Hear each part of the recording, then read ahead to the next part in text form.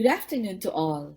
It is such a pleasure and an honor to be featured for the second time as a speaker in P-PAP Cafe. Allow me to briefly introduce myself. I am Joyce Marcelino Pavino, a happy and grateful wife for 29 years to my beloved husband Hermie. I am a proud and happy mother to three beautiful daughters: Bea, a senior accounts manager at an advertising company; Kay, a second year medical student; and our angel Trisha, our firstborn, who died of dengue in 1992 at 7.5 months old. We are parishioners of Mary, Mother of Good Counsel Parish in Marcelo Green Village.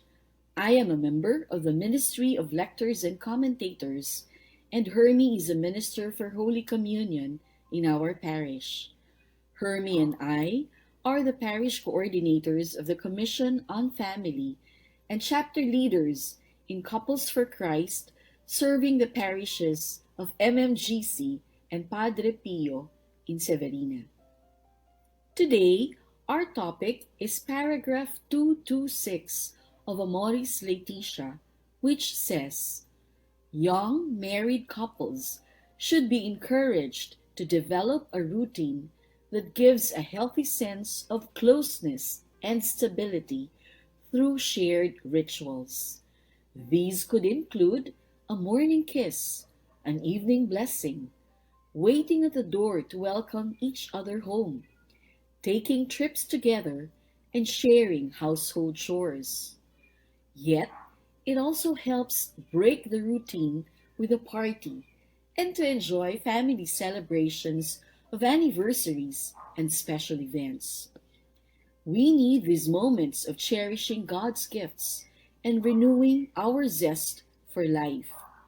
As long as we can celebrate, we are able to rekindle our love, to free it from monotony, and to color our daily routine with hope. End of quote of paragraph 226. As we all know, Amoris Laetitia, specifically paragraph 226, is part of Pope Francis's discourse on accompanying the first years of married life. Ang focus po ng paragraph 226 ay para sa young married couples, pero naniniwala ako na kahit kasal na tayo ng 10 taon o higit pa, may mga mapupulot pa rin tayong magagandang paalaala mula sa ating Santo Papa. Reading the paragraph led me to think of the phrase rituals of connection, or ROC. Have you heard this term? Narinig niyo na ba to? What is this? ROCs are activities that couples can do together regularly to cultivate lasting love and help establish a deep sense of connection and meaning. Alam niyo po, importante na sa mag-asawa, may mga pamamaraan tayong ginagawa upang patuloy nating mapag-alab at mapagtibay ang ating pagmamahalan. The secret to marital success are the habits formed by the couple. Habits that prioritize nurturing our marriage and developing the virtue of tenderness towards each other. Sa Tagalog po, ang tenderness ay lambing.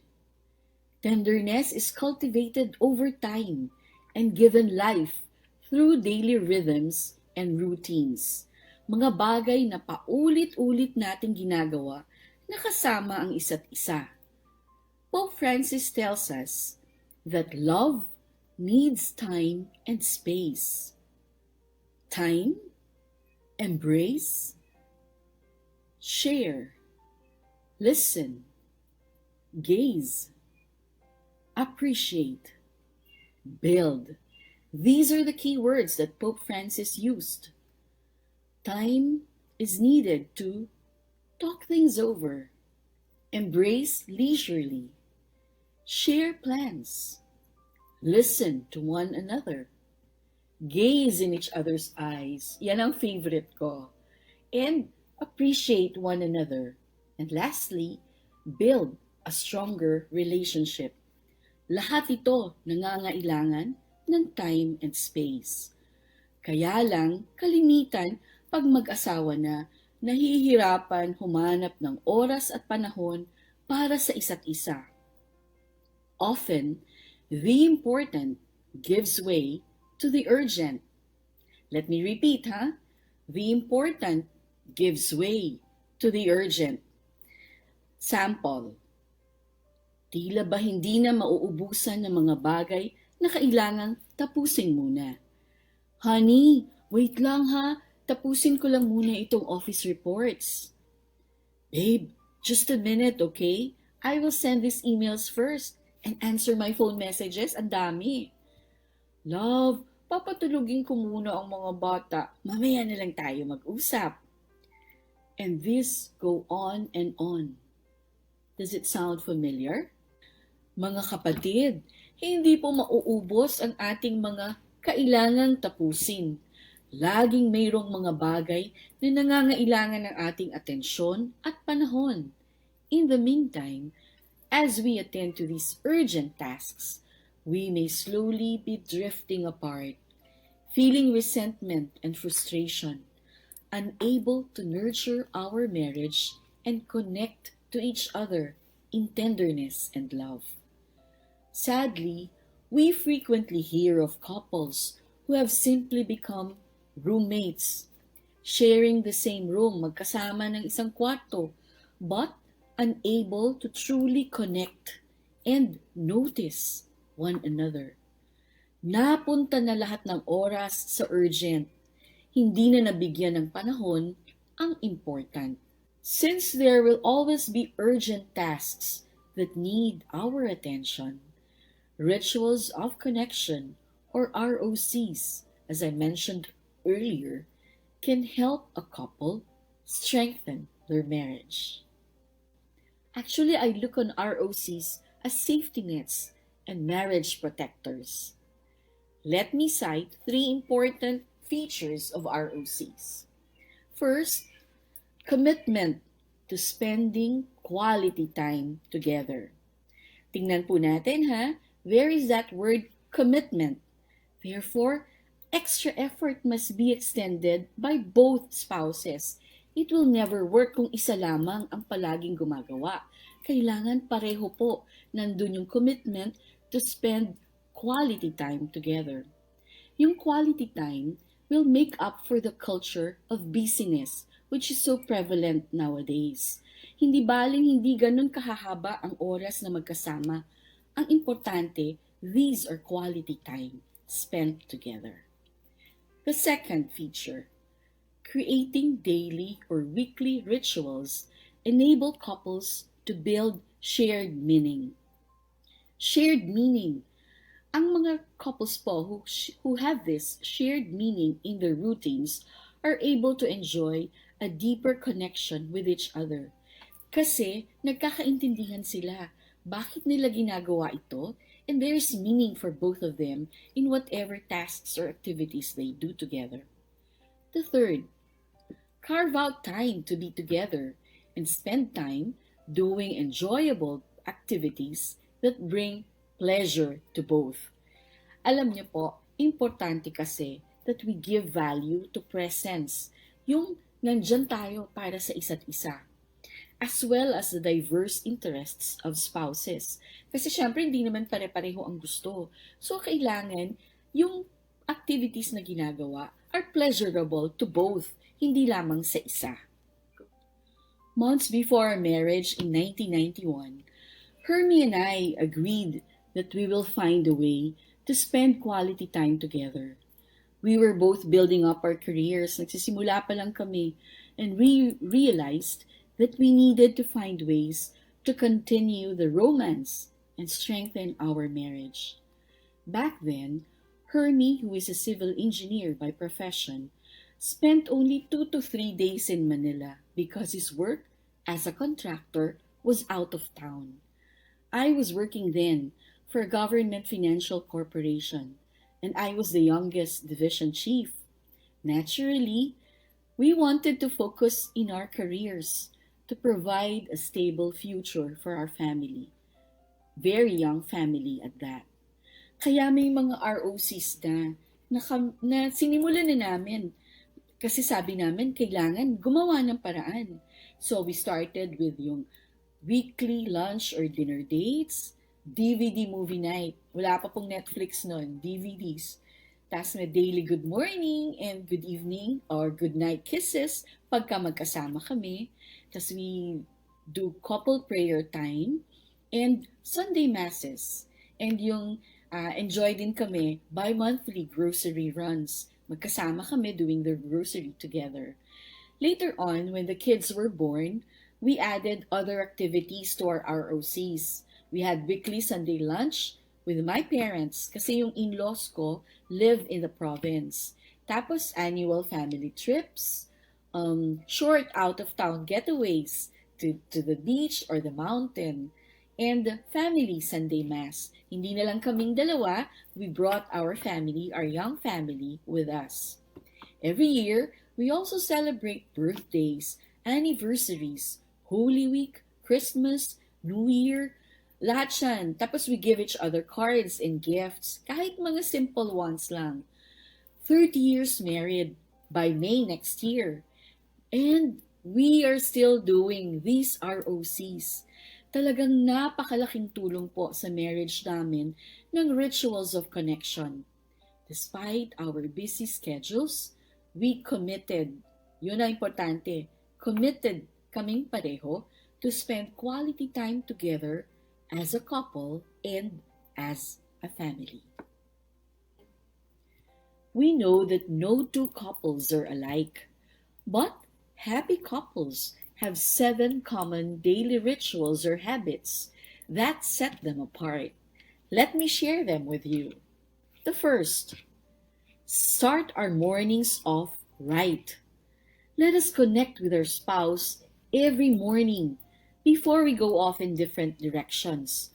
How do we do this? Well, we can start, we say good morning with a kiss. We can cuddle or banter, yung magkulitan muna, share a cup of coffee. We can even hold hands while eating. Leave a love note. We can also kiss goodbye before you leave the house kung hindi po kayo magkasabay na umaalis.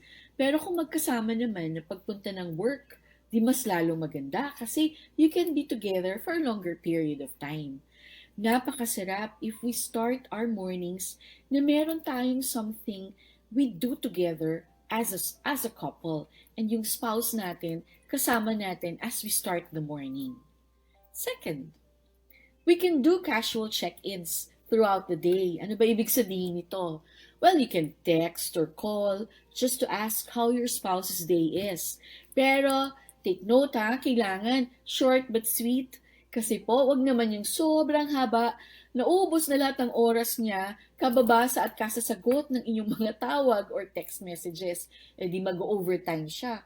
Late siya makakauwi. Kaya kailangan yung tama lang na the important thing there is we are able to make our spouse feel that we are connected.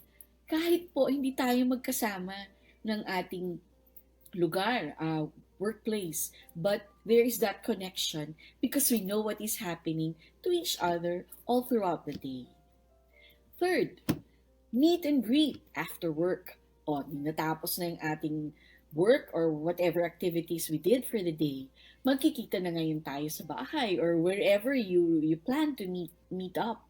Ang importante doon, we smile and embrace when we greet each other at home. Maganda kasi na maramdaman natin na nandun yung spouse natin to help us welcome the evening na after a hard day's work, magkasama tayo. We can ask about each other's day, but we should mean it, hindi lamang pulit service. What do I mean? Minsan kasi may tendency tayo, tatanungin natin, o kamusta ng araw mo? Nako, kailangan po, lalo na ang mga husbands. Halimbawa, homemaker ang inyong asawa. Pag nagtanong kayong, how was your day? Be prepared to really listen. Hindi lamang yan mga 2 to 3 minutes kasi syempre, napakadaming pwedeng ikwento na nangyari sa buong araw. When we ask, how is your day? That means that there is that interest that we want to share with our spouse kung ano man yung highlights ng ating araw, mga nangyari sa atin. Number 4, say, I love you frequently. Sabi po ng research, we want to hear these words in one form or another at least 10 times a day o 10 times a day. Mas maganda pa lalo, hindi lang natin sasabihin, I love you, pero idagdag natin yung pangalan ng ating asawa. So for example, instead of saying just, I love you, I can probably say, Hermie, I love you. O kaya, I love you, babe. So parang ang sarap ng pakiramdam na naririnig natin ito frequently. Sabi nga sa research, at least 10 times a day. So, exciting yan kasi parang meron tayong opportunity to keep on repeating to one another just how much we love each other. Number 5, show affection. What are the ways we show affection? Touch, kiss, wink, hug.